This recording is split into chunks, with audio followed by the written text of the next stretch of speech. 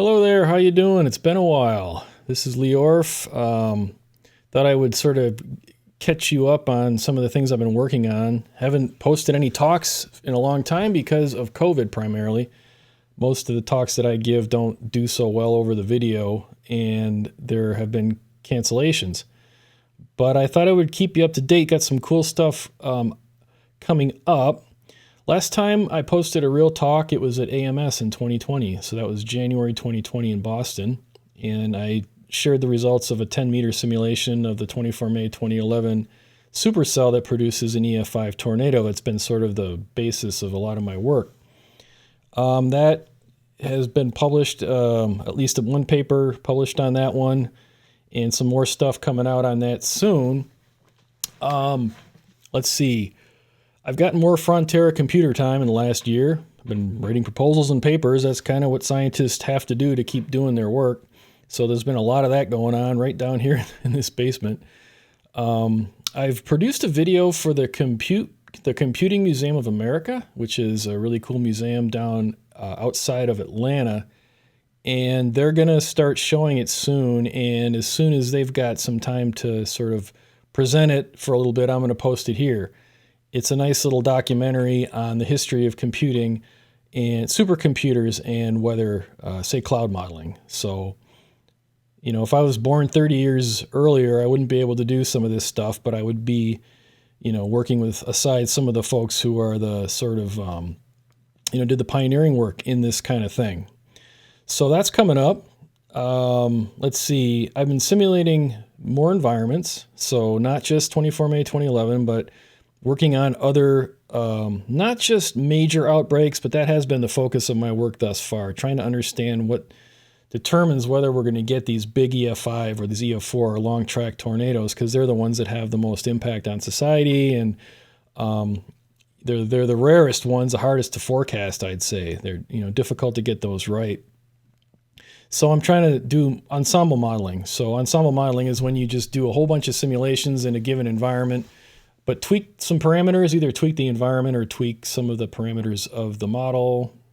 There's different ways you can do ensembles, but they give you a probabilistic outlook for a given environment that's more than just one single simulation. One single simulation is of limited utility for doing forecasting work, can be of great utility for just understanding processes, but it's hard to make a really accurate forecast a couple hours in advance where a tornado might form before the storm has even started yet. And that's where we want to get eventually, but we've got a ways to go.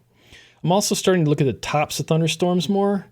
I work at the Cooperative Institute for Meteorological Satellite Studies, and we do a lot of work with algorithms that interpret satellite data and displaying satellite data, using satellite data for all sorts of stuff.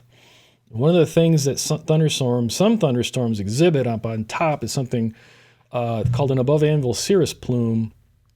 And this feature is easy to detect, pretty easy to detect, both on visible and infrared satellite imagery, so you can detect them at night.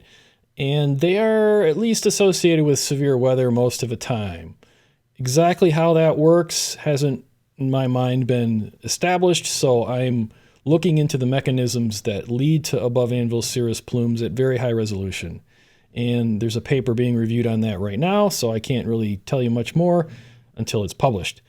But I do hope to explore this area more because it sort of links what's going on at the top of the storm to where the tornado is near the bottom. And from a nowcasting perspective, if we can link what's going on up top to what's going on below, that's a huge, huge thing. As far as conferences go, the Severe Local Storms Conference, which is the big one for the tornado work I do, has been canceled or postponed yet again. This is the second postponement of this conference that is hopefully going to be held in Santa Fe, where it's been planned to being held, but in 2022. So nothing for 2021 in October. It's been too much concern with COVID and its variants. The AMS surveyed us, and that was the overwhelming feedback. So anyway, I just thought I'd say hi and sort of let you know I'm still around, still doing work. Got some stuff that's coming down the pipe pretty soon that you'll see here. and I do intend on doing a little Q&A at some point. So if you just have basic tornado questions or questions about my work, feel free to put them in the comments section. At some point, I will do a dedicated Q&A, or at least I'll do the A part after I've had some time to think about the Q's. And maybe at some point I'll do a live thing. That might be fun. So if you guys are interested in that sort of thing, you could just ask me questions. Why not? It'd be fun to do that, I think.